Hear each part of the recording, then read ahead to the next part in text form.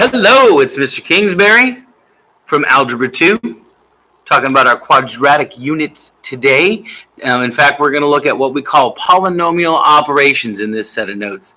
Don't forget to put the date and the period that you have me, very important. Today's essential question: how do I add, subtract, and multiply two polynomials? And hopefully these won't be very long because this is just review. In fact, all I'm really going to do is an example of each. So let's start with adding. Example 1. Let's just add some stuff. And in fact, I will make it an even more difficult situation by making our polynomials a little bit bigger. So we got 3x squared minus 5x. Y. Do I want to do that? Just kidding. Minus 5x plus 12 plus negative 3x squared minus 5x minus 7. Like that. So I got to be honest. Adding is my least concerning. That may not be good English. I'm concerned the least about adding. Adding is very forgiving. You can do it in any order that you want. So I'm really not worried about adding. Students typically do a pretty good job with it. Right now you see there are some parentheses here. Those parentheses are there only to show us that this is one polynomial and this is another polynomial. If I were to remove them, then suddenly you would have a whole bunch of terms and then you could combine like terms, which is exactly what we're supposed to do with adding. So, in fact, I'm going to regroup them in groups where the terms are like terms. So let's start with this. I've got 3x squared plus negative 3x squared. I've got negative 5x, and I've got another, so I'll go plus negative 5x. And then I've got 12 plus negative 7. And each of these is a group of like terms, and then I will add those, always adding them. So 3x squared plus negative 3x squared is actually 0x squared, which is weird, but I'll put 0x squared plus, I know you don't need to write it, we'll get there. Negative 5x plus negative 5x is negative 10x, and 12 plus negative 7 is 5. And no, I don't need to really write the 0x squared. So when all is said and done, I have negative 10x plus 5. Now, as I said, I'm not too worried about the addition. It's the subtraction that concerns me, and I'll explain why in a moment. Let me go ahead and get a subtraction problem out here. Let's do 6x squared plus 12xy plus 4y squared. Let's not do y squared. I'm not sure why I put the y in there.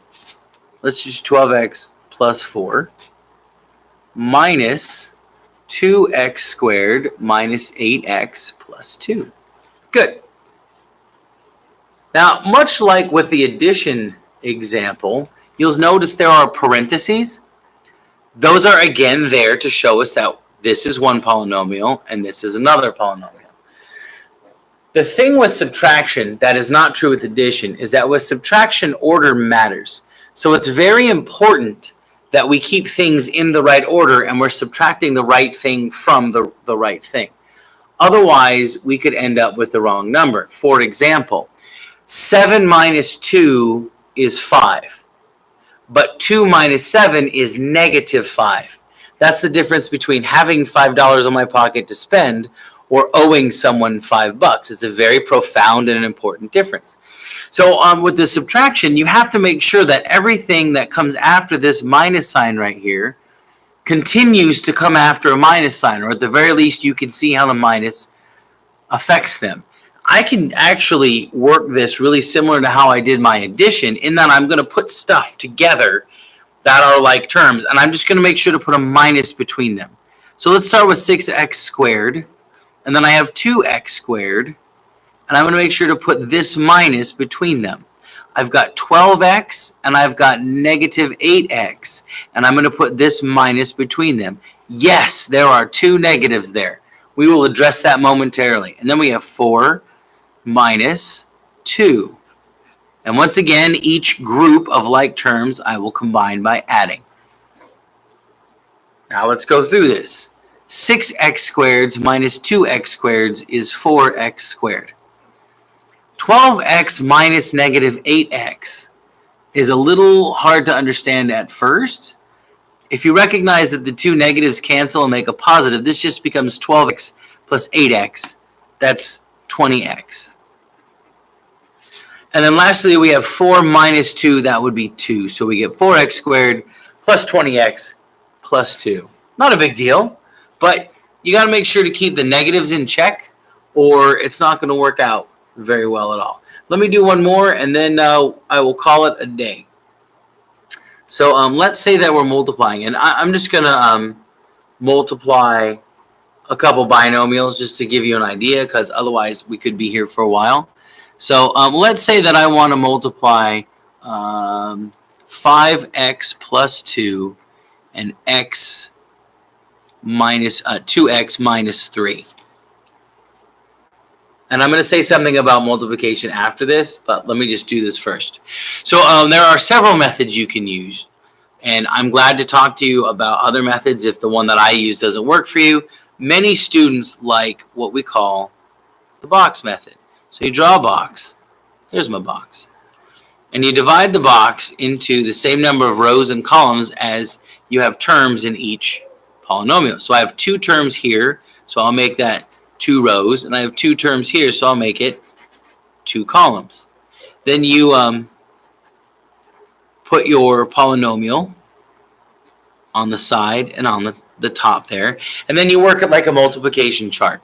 So 5x times 2x is 10x squared, 5x times negative 3 is negative 15x, 2 times 2x is 4x, and 2 times negative 3 is negative 6. So I have 10x squared minus 15x plus 4x minus 6. And the last thing I can do is put my like terms together. In this case, negative 15x and positive 4x are both like terms. They both have an x. So I got 10x squared minus 11x minus 6. Not a big deal. Just a side note. If you have something that is being, a binomial that is being squared, let's do this. That is not the same as x squared plus 5 squared. X plus 5 squared equals x plus 5 times x plus 5, and you use a box method. That's all I wanted to do. We'll do some more practice in class. Talk to you later.